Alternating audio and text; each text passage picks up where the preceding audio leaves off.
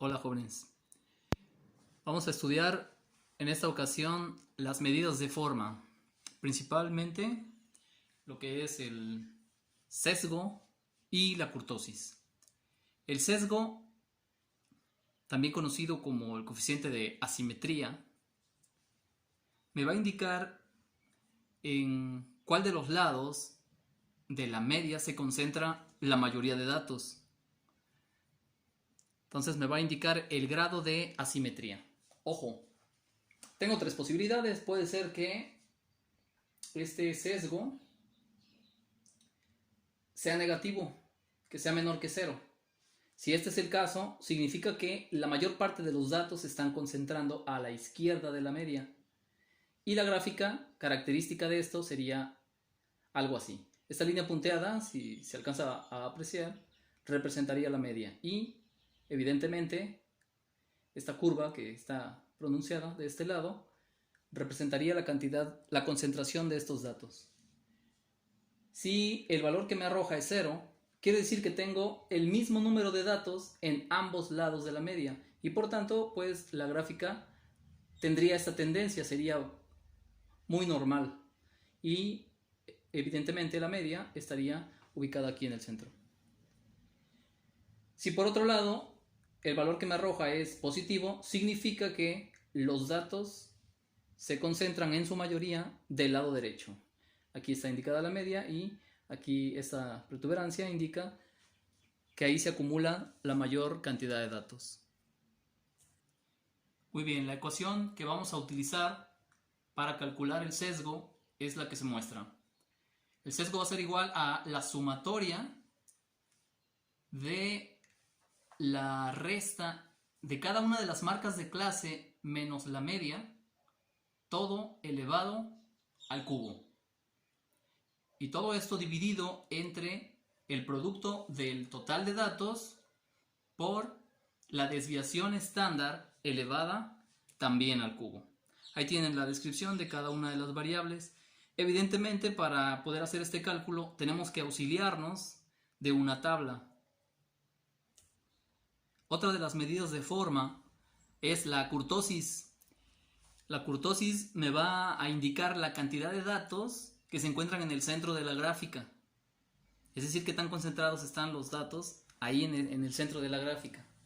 Y evidentemente pues me va a dar otra característica de la forma que tiene esta.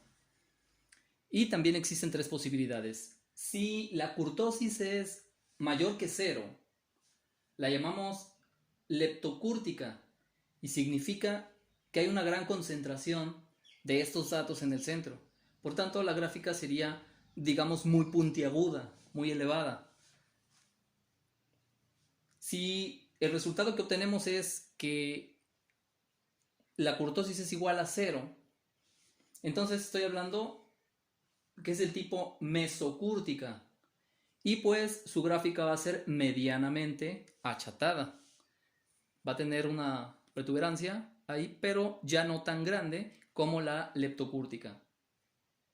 Finalmente, si el resultado que obtengo es negativo, es decir, que sea menor que 0, será del tipo platicúrtica y su gráfica pues va a ser demasiado achatada, es decir, no va a ser tan elevada en el centro.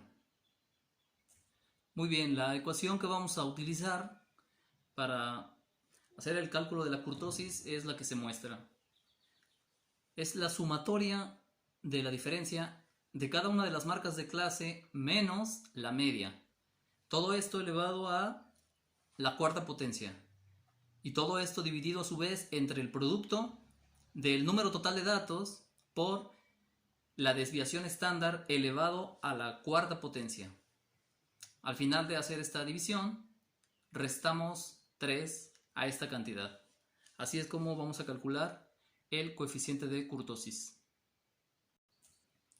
Muy bien, la tabla en la que nos vamos a auxiliar para resolver problemas de este tipo es como esta. Voy a dar lectura al problema planteado de ejemplo. Muchas de estas cosas ya las hemos estado trabajando, así que espero no haya ningún problema. El problema dice lo siguiente. Una fletera registró los kilómetros que recorre una flota de camiones durante un día de trabajo. Y quiere saber si todos recorren aproximadamente la misma cantidad. O en su caso, ¿cuál es la tendencia de las distancias recorridas? Los datos del registro se muestran en la tabla.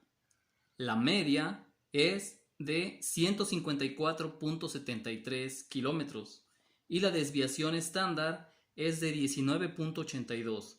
Calcular el sesgo y la kurtosis. Bueno, en este ejemplo ya nos dan la media y la desviación estándar. En caso de que no se nos diera como dato, tendríamos que hacer uso de una columna más, o más bien una columna entre estas dos. Recuerden que para poder calcular la desviación estándar utilizo la misma diferencia, la diferencia de la marca de clase menos la media, pero elevada al cuadrado. Entonces ahí tendríamos que hacer uso de esa tabla.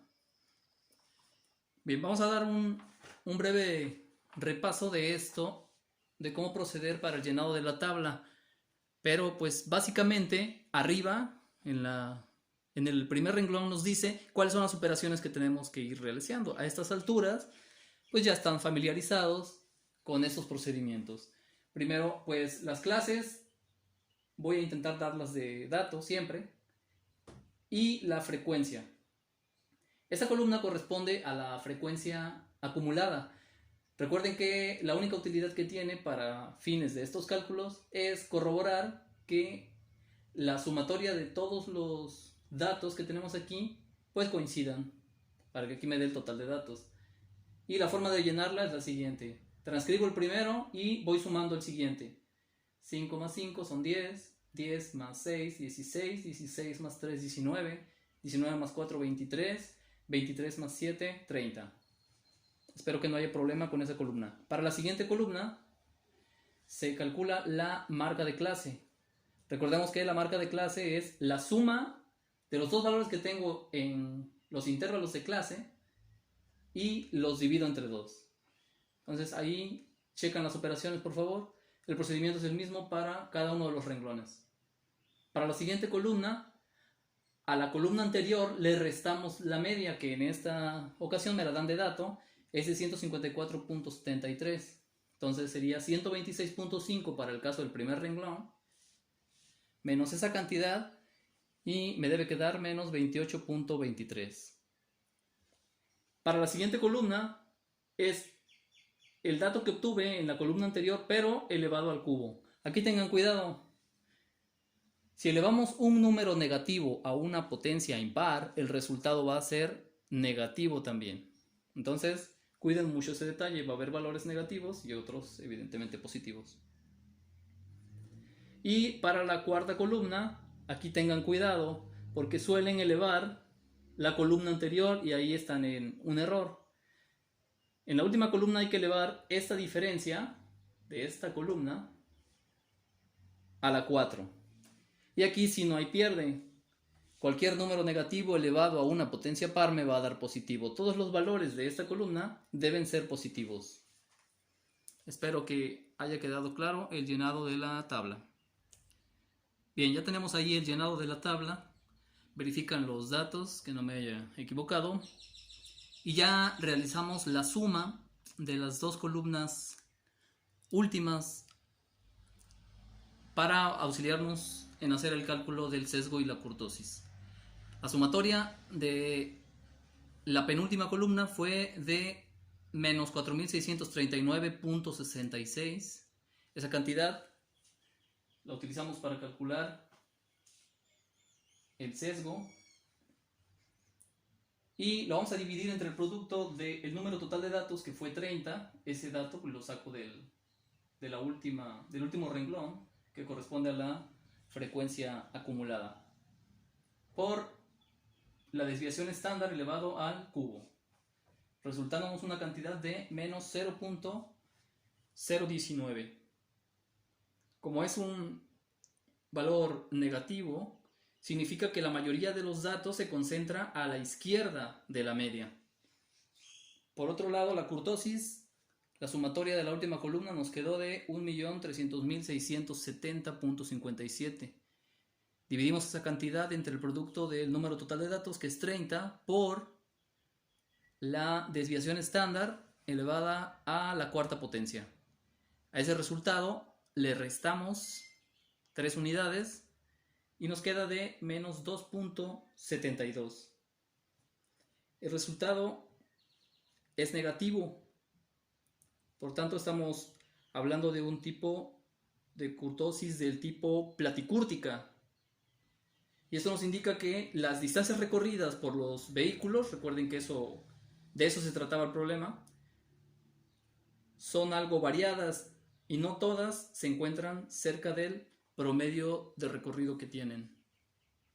Espero que les sirva de guía este ejemplo.